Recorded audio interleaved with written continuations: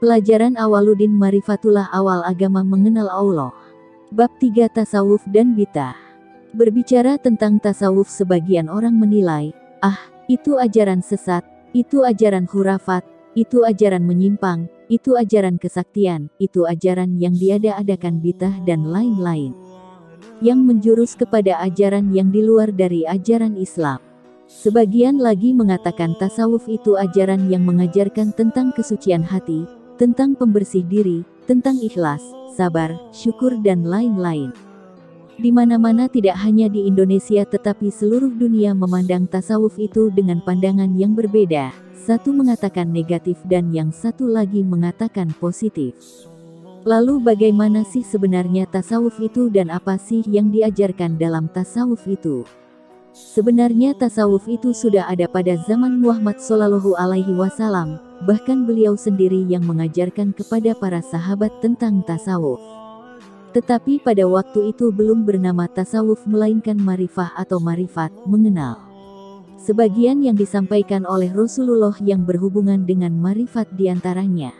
Beliau pernah mengatakan, Araftu Robi bi Robi, aku kenal akan Tuhanku dengan Tuhanku, mutu qabla anta mutu, matikan diri kamu sebelum kamu mati. Dan Allah Subhanahu wa Ta'ala juga mengatakan dalam firman-Nya, dan sesungguhnya kami jadikan untuk isi neraka jahanam kebanyakan dari jin dan manusia. Mereka mempunyai hati, tetapi tidak dipergunakannya untuk memahami ayat-ayat Allah, dan mereka mempunyai mata, tetapi tidak dipergunakannya untuk melihat tanda-tanda kekuasaan Allah, dan mereka mempunyai telinga, tetapi tidak dipergunakannya untuk mendengar ayat-ayat Allah. Mereka itu sebagai binatang ternak, bahkan mereka lebih sesat lagi. Mereka itulah orang-orang yang lalai. Al-Quran Surat Al-Raf ayat 179. Jelas sekali bahwa marifat atau mengenal itu wajib bagi tiap-tiap diri. Bagaimana seseorang itu menuju kepada Allah jika ia tidak mengetahui atau kenal akan Allah melalui sifat-sifat dan tanda-tanda adanya Allah? Tentu siapa yang tidak mengenal akan Allah melalui tanda-tanda yang telah nyata dicipta Allah, maka tatkala beribadah, ibadah itu hampa. Karena batinnya kering dan buta daripada memandang Allah yang dikatakan oleh Nabi dengan kata-kata marifat atau mengenal. Kata-kata tasawuf sendiri dikenal sejak zaman para wali.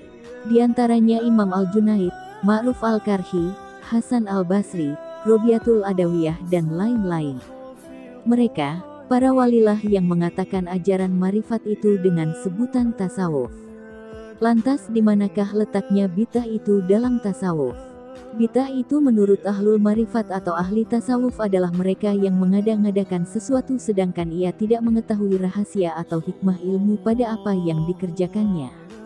Mengerjakan sesuatu hanya ikut-ikutan tetapi tidak merasakan hasil atau nikmat dari apa yang dikerjakannya.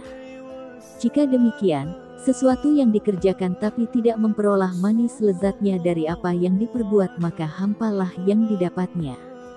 Jika demikian, tasawuf itu bukanlah sesuatu yang bid'ah karena mereka yang berada di dalam tasawuf itu merasakan manis dan lezatnya amal ibadah yang dilakukan, disebabkan ia mengerti akan rahasia ilmu yang terkandung di dalam amal ibadah. Mereka yang tidak mengerti akan rahasia ilmu yang terkandung di dalam amal ibadah, merekalah yang disebut pada ayat tadi dengan sebutan, mereka itu sebagai binatang ternak, bahkan mereka lebih sesat lagi. Mereka itulah orang-orang yang lalai, disebabkan hatinya buta dari melihat dan merasakan kehadiran Allah. Lalu siapakah yang bid'ah? Bid'ah itu sesat. Siapakah yang sesat jalan itu? Tentu yang tidak tahu jalan.